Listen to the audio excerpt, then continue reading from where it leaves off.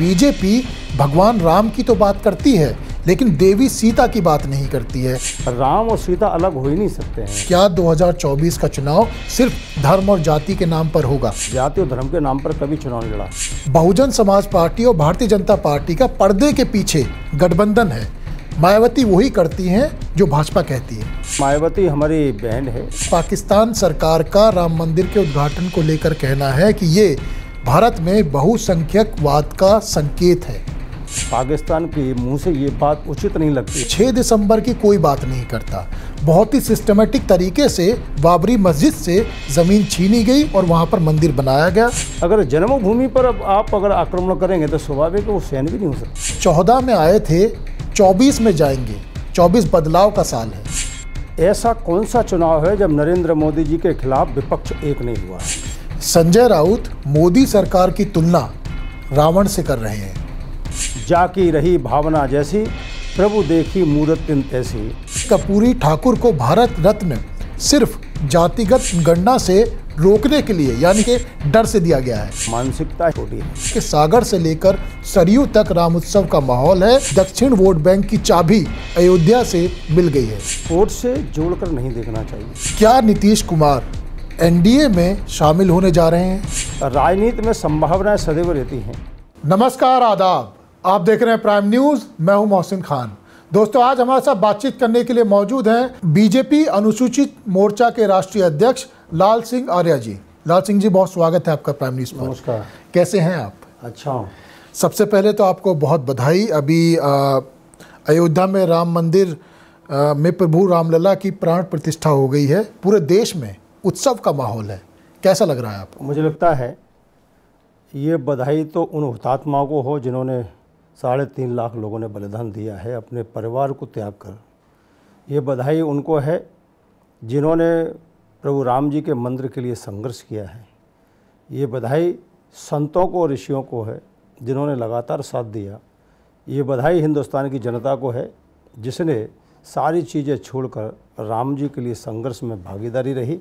और ये बधाई है माननीय प्रधानमंत्री जी को कि इन्होंने ये सनातन की इस परंपरा को निर्वहन करने के लिए भारत के लोगों के मन में बसने वाले, सबके और सब में बसने वाले राम की आज प्राण प्रतिष्ठा 22 तारीख को हुई है। इसलिए बधाई उन सभी को है। सबको आपने बधाई तो दे दी, लेकिन अब अलग अलग तरीके से अलग अलग जो लीडर्स हैं वो अपना अपना कैलकुलेशन कर रहे हैं इसे लेकर, क्योंकि 2024 का चुनाव सामने है। तो जाहिर तौर पर हर चीज़ 2024 से जोड़कर विपक्ष देख रहा है। सबसे पहले क्योंकि कल जब प्राण प्रतिष्ठा का वहाँ पर कार्यक्रम हुआ, उसके बाद ये माना जा रहा है साफ तौर पर कि 2024 के चुनाव का शंखनाद हो चुका है। प्रधानमंत्री मोदी ने उसके बाद, उद्घाटन के बाद, जो वहाँ पर संदेश दिया कि सागर से लेकर सरयू तक राम उत्सव का माहौल है और इसे ये कहा जा रहा है कि दक्षिण वोट बैंक की चाबी अयोध्या से मिल गई है। मुझे लगता है कांग्रेस का जो सोच है वो दकियानूसी है। कांग्रेस का सोच है वो कभी चुनाव से बाहर निकलना ही नहीं चाहती। वो भारत के आम नागरिकों की भावना का पालन और उनका सम्मान करना ही नहीं चाहती। कांग्रेस को पता है कि 596 वर्ष से जिस मंदिर के लिए संघर्ष चल रहा था, जिस बाबर ने उसको मंदिर को तोड़कर यहाँ एक ढांचा खड़ा किया था, उसके लिए 3.5 लाख लोगों ने बलिदान दिया है। तो मुझे लगता है इसको वोट से जोड़कर नहीं देखना चाहिए। क्या केदारनाथ का वहाँ जीर्णोद्धार हुआ तब वोट का कोई चुनाव था? क्या महाकाल में महाकाल लोक बना तब कोई वहाँ वोट का सवाल था? रविदास मंदिर का 100 करोड़ का उन्होंने शिलान्यास किया तब कोई चुनाव था क्या? तो कुल मिला के कांग्रेस हर चीज़ को वोट से जोड़ती है और खुद करती नहीं है। क्या कांग्रेस की सरकार हिंदुस्तान में लगभग 55 साल से ज़्यादा रही है? क्या हिंदुस्तान के बहुसंख्यक समाज से संबंधित कोई अगर विषय है उनको सम्मान ढंग से क्या हल नहीं किया जा सकता था? जब कॉरिडोर बनाया सिख समाज का तब कोई चुनाव नहीं था। और इसलिए मैं ऐसा मानता हूँ कि मोदी जी ने जो कुछ किया है वो कहीं ना कहीं हिंदुस्तान के करोड़ों जनता के भावना का सम्मान किया है। और प्रभु राम जिनका जन्म स्थान है, प्रभु राम जो सबरी के सामाजिक समरसता के प्रतीक है, प्रभु राम जो निषाद राज को गले लगाते हैं, जो केवट को गले लगाते हैं, प्रभु राम जो बानर भालुओं के साथ मर्यादा के साथ रावण के अहंकार पर विजय प्राप्त करते हैं, प्रभु राम जो लक्ष्मण को रावण के मृत्यु के समय भी विनम्रता के साथ सर की तरफ खड़ा रहने का सम्मान देते हैं, उन राम की भावना का और उनके मंदिर का अगर निर्माण हिंदुस्तान में नहीं होगा तो कहाँ होगा। इसलिए भारतीय जनता के लिए, जनता पार्टी के लिए और कार्यकर्ताओं के लिए राम श्रद्धा का केंद्र है, राम विश्वास का केंद्र है, राम वोट के लिए नहीं। बिल्कुल, और इसीलिए ये सवाल बार बार आता है क्योंकि भारतीय जनता पार्टी की इस बात को तो आप दरकिनार नहीं कर सकते कि पिछले 3 दशक की जो राजनीति है वो राम मंदिर के इर्द गिर्द घूमती रही है। एक बड़ा मुद्दा भारतीय जनता पार्टी ने उठाया था राम मंदिर को लेकर, और वही मेहनत जो भारतीय जनता पार्टी ने करी उसका श्रेय पूरी तरह से भारतीय जनता पार्टी को जा रहा है। और शायद यही खतरा विपक्ष को लग रहा है कि 2024 में सबसे बड़ा मुद्दा राम मंदिर होने जा रहा है। मुझे लगता है भगवान प्रभु तो हमारे आराध्य ही, जब हमने काम किया तो स्वाभाविक है वो विषय कहीं ना कहीं आता ही है, और हम कम बोलते, विपक्ष ज़्यादा बोलता है। पिछला चुनाव हम विकास के आधार पर लड़े, हमने कहीं राम जी की बात नहीं की।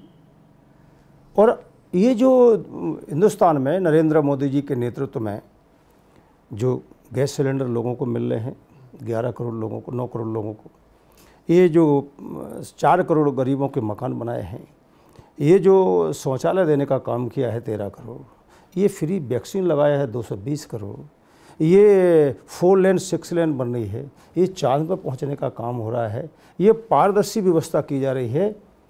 आम गरीब को जो चीज़ चाहिए थी उसको आत्म बनाकर गरीबी रेखा से 25 करोड़ लोगों को उनके नेतृत्व में ऊपर बाहर लेकर आए हैं। एक और इसमें अपनी तरीके से राजनीतिक पंडित जो हैं वो अपने हिसाब से इसे ले रहे हैं। वो ये कह रहे हैं कि जब बाबरी मस्जिद को ध्वस्त किया गया था तो उस वक्त भी हिंदूवादी धारणा बहुत ज़्यादा हावी होने की बात कही गई, हिंदूवादी बहुत ज़्यादा हावी हो जाएंगे, कट्टर हिंदूवाद हावी हो जाएगा, भारतीय जनता पार्टी चुनाव जीतेगी, इस तरह की कैलकुलेशन कही गई।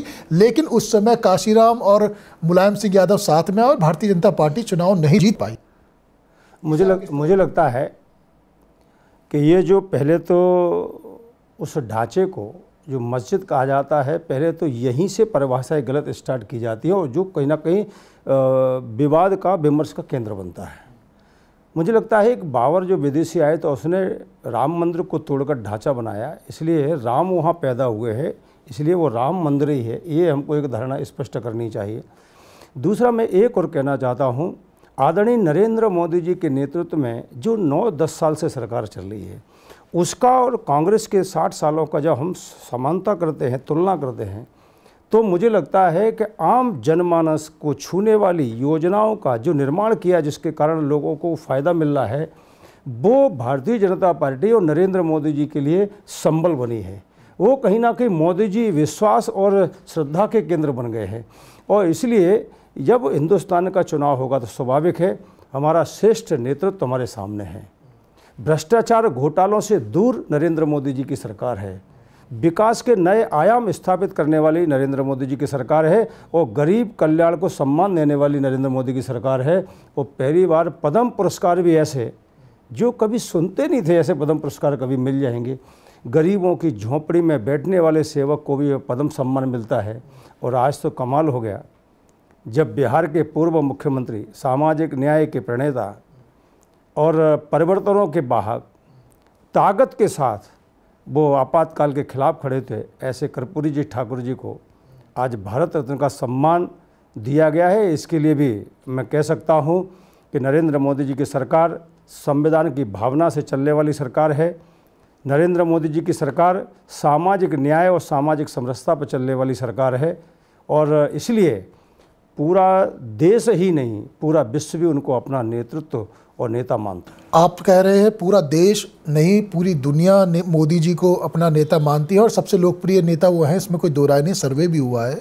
लेकिन अखिलेश यादव ये कह रहे हैं कि 14 में आए थे, 24 में जाएंगे, 24 बदलाव का साल है, पीडीए एनडीए को हराएगा। मुझे लगता है ऐसा कौन सा चुनाव है जब नरेंद्र मोदी जी के खिलाफ विपक्ष एक नहीं हुआ है। और विपक्ष तो बसपा सपा कांग्रेस मिल के चुनाव वहाँ भी लड़े थे उत्तर प्रदेश में, लेकिन जनता ने किसको स्वीकार किया? भारतीय जनता पार्टी को। उस बंगाल में जहाँ ममता और अंदर अंदर कांग्रेस कम्युनिस्ट मिल गई, वहाँ भी भारतीय जनता पार्टी 77 सीटें लेकर आती है। कांग्रेस की हालत तो ऐसी हो गई है कि नंबर 1 वाली पार्टी अब चौथे 5वें नंबर के लिए भी विपक्ष के छोटे दलों से गिड़गिड़ाती है। इसका मतलब है कि सपा का अब कोई आधार नहीं बचा है। उत्तर प्रदेश की जनता, चाहे वो हिंदू हो, चाहे मुस्लिम हो, चाहे दलित हो, चाहे पिछड़ा हो, चाहे आदिवासी हो, सब देख रहे हैं कि अब दंगे बंद हैं। अब शांति का टापू उत्तर प्रदेश बन गया है। अब आम आदमी सुरक्षित है। अब आम आदमी को गारंटी मिल रही है सुरक्षा की और अपराधियों के कालर तक पहुंचने की गारंटी ये भारतीय जनता पार्टी की सरकार दे रही है। अब कोई विदेशी हमारे ऊपर आंख उठाता है तो उसको भी जवाब देने की ताकत हिंदुस्तान ने पैदा कर दी है। ये है भारतीय जनता पार्टी के जीतने का बड़ा आधार। यानी जो विपक्षी आरोप लगाता है, इसका सवाल का जवाब आप ऑलरेडी दे रहे हैं कि क्या 2024 का चुनाव सिर्फ धर्म और जाति के नाम पर होगा? मोदी जी ने जो दूसरे टर्नओवर में काम किया विकास के, उसके काम पर नहीं होगा। मुझे लगता है कि जाति और धर्मों के आधार पर ये कांग्रेस पार्टी, ये सपा, ये राजद, ये बसपा, इन लोगों ने चुनाव लड़ा है। भारतीय जनता पार्टी ने जाति और धर्म के नाम पर कभी चुनाव नहीं लड़ा। हम मध्य प्रदेश में विकास के नाम पर चुनाव लड़े, हम उत्तर प्रदेश में विकास के नाम पर चुनाव लड़े, और केंद्र में भी हम विकास के मुद्दों पर और श्रेष्ठ नेता तो नरेंद्र मोदी जी के रूप में हम चुनाव लड़े हैं। और स्वाभाविक आने वाले समय में भी कहीं ना कहीं ये हमारे गरीबों के कल्याण, देश को आत्मनिर्भर बनाना, देश को शक्तिशाली बनाना, पूरे विश्व में भारत की एक स्वच्छ छवि पैदा करना, ये कहीं ना कहीं हमारे राजनीतिक आधार है जिनके कारण लोग हमको वोट देता है और हमको आशीर्वाद देता है। ममता बनर्जी एक बड़ा आरोप लगा रही हैं। उनका कहना ये है कि बीजेपी भगवान राम की तो बात करती है लेकिन देवी सीता की बात नहीं करती है। क्या बीजेपी महिला विरोधी है? मुझे लगता है कि इतिहास शायद या सच्चाई को कभी ममता बनर्जी देखनी ही नहीं चाहती। एक तरफ सीता की बात करती हैं, दूसरी तरफ उनकी सरकार में चुनाव के बाद महिलाओं की इज्जत भी लूटी जाती है, सरेआम जलाया जाता, बलात्कार होता है। वो ममता बनर्जी जो खुद नारी शक्ति हैं लेकिन नारियों की रक्षा के लिए कभी वो संघर्ष नहीं करती हैं। मुझे लगता है सीता माता की दृष्टि से भी कहीं ना कहीं उसी क्षेत्र में उनको भी स्थान कहीं ना कहीं मिल रहा है। और सबसे बड़ी बात है कि सबरी के मंदिर तो हम लोग बना रहे हैं, ऐसा नहीं है। नारी शक्ति के सशक्तिकरण के लिए जितने प्रयास नरेंद्र मोदी जी ने किए हैं शायद भारत के इतिहास में कभी भी कांग्रेस पार्टी ने नहीं किए हैं। और इसलिए हमारे लिए राम और सीता अलग हो ही नहीं सकते हैं, हमारे लिए तो राम और सीता एक ही है। अज़ुद्दीन ओवैसी हैं, उन्होंने ये कहा कि 6 दिसंबर की कोई बात नहीं करता। बहुत ही सिस्टमेटिक तरीके से बाबरी मस्जिद से ज़मीन छीनी गई और वहाँ पर मंदिर बनाया गया और विवादित जगह पर मूर्तियाँ रखी गई। जहाँ मस्जिद थी वहाँ है और रहेगी। ये उनका स्टेटमेंट है ओवैसी साहब का। मुझे लगता है कि ओवैसी जैसे नेता जो संघर्ष चाहते हैं और संघर्ष में अपना वोट बैंक तलाशते हैं, उनको इस प्रकार की बात स्वाभाविक करना ही नहीं चाहिए।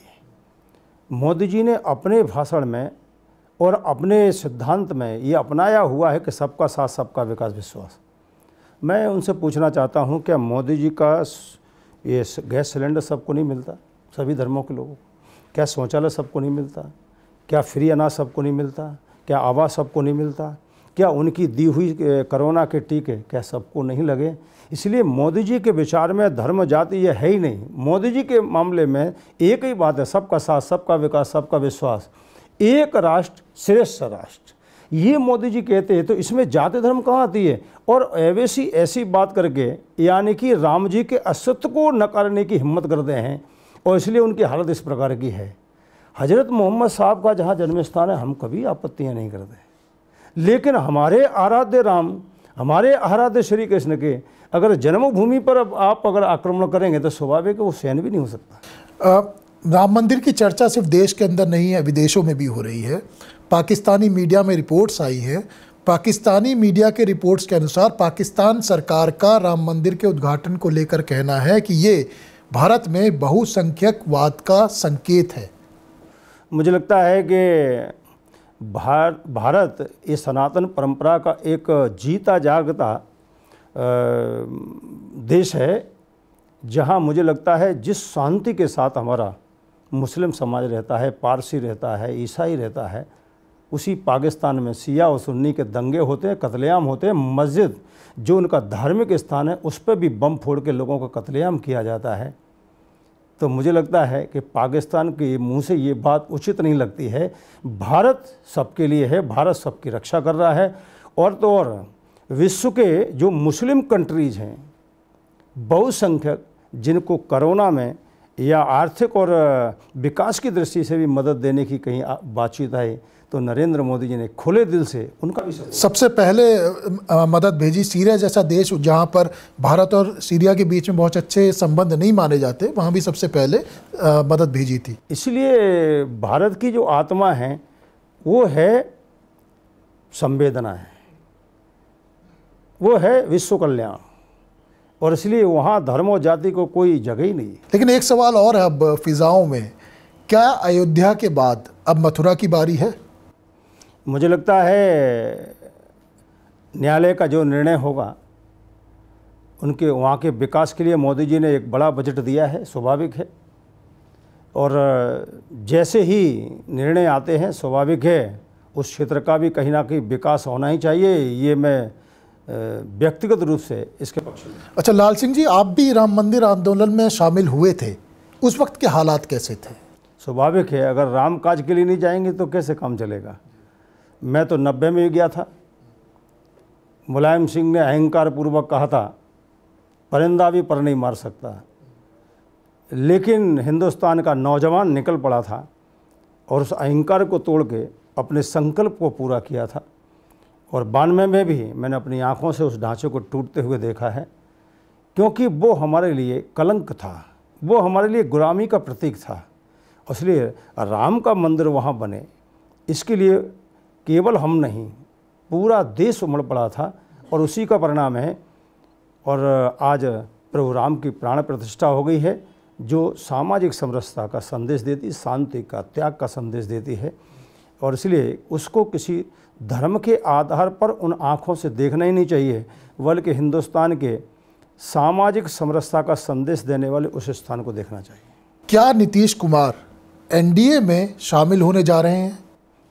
क्योंकि मैं उस राष्ट्रीय टीम का अंग नहीं हूँ जो मैं कह सकूँ कि वो भारतीय जनता पार्टी या एनडीए में आ रहे हैं, लेकिन राजनीति में संभावनाएं सदैव रहती हैं, और इसलिए भारतीय जनता पार्टी अच्छे लोगों का सदैव सम्मान करती है। अब ये राष्ट्रीय नेतृत्व को पहले तो वो आ रहे कि नहीं आ रहे, फिर पार्टी का नेतृत्व से कोई बातचीत हुई नहीं हुई, मैं उसका अंग नहीं हूँ। राहुल गांधी आजकल असम में हैं, एक अपनी रैली चला रहे हैं, पैदल मार्च कर रहे हैं। उन्हें अभी हाल ही में मंदिर में जाने से रोका गया।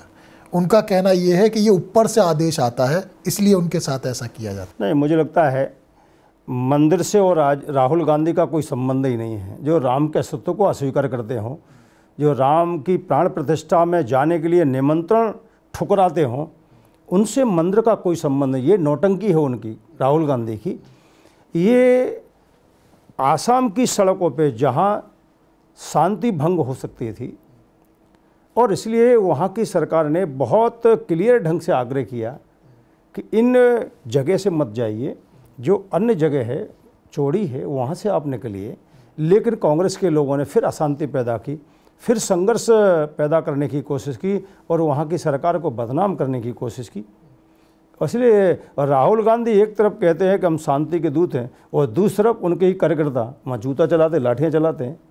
तो ये दोनों ही अलग अलग विषय हैं। लालू यादव ये कह रहे हैं कि कर्पूरी ठाकुर को भारत रत्न सिर्फ जातिगत गणना से रोकने के लिए, यानी कि डर से दिया गया है। मैंने पहले ही कहा है, ये जो विपक्षी दल हैं, क्षेत्रीय दल है, मुझे लगता है इनकी जो मानसिकता है, इनकी जो सोच है, बहुत छोटी है। कर्पूरी ठाकुर जी को अगर जातिगत गणना से जोड़ के देख रहे हैं, तो मैं उनसे पूछना चाहता हूँ, जो भी विपक्षी दल है, आप कांग्रेस की सरकार के अंग केंद्र में रहे हैं, आप मुख्यमंत्री रहे हैं, क्या आपने, कांग्रेस ने कभी दबाव बनाया कि कर्पूरी ठाकुर को भारत रत्न का सम्मान देना चाहिए। इसका मतलब है कि कांग्रेस अति पिछड़े दलित वंचितों को सम्मान देना ही नहीं चाहती। ये उदाहरण यही नहीं है, बाबा साहब भीमराव अंबेडकर जिन्होंने संविधान लिखा, उनको 2 बार चुनाव हराने का पाप कांग्रेस ने किया लोकसभा में, पहला 1952 में, फिर 1954 में भंडारे का चुनाव। एक भी राष्ट्रीय स्मारक बाबा साहब अंबेडकर का नहीं बनाया। कांग्रेस की सत्ता जब तक रही तब बाबा साहब अंबेडकर को भारत रत्न का सम्मान भी नहीं मिला और सेंट्रल हॉल में उनका तेल चित्र भी नहीं लगा। इससे लगता है कि कांग्रेस दलित विरोधी भी है और गरीब विरोधी भी। संजय राउत मोदी सरकार की तुलना रावण से कर रहे हैं। मुझे लगता है जाकी रही भावना जैसी, प्रभु देखी मूरत तिन तैसी। जो हिंदुत्व की बात करते थे, राम की बात करते थे, आज वो रावण दल में ही जाके बैठ गए।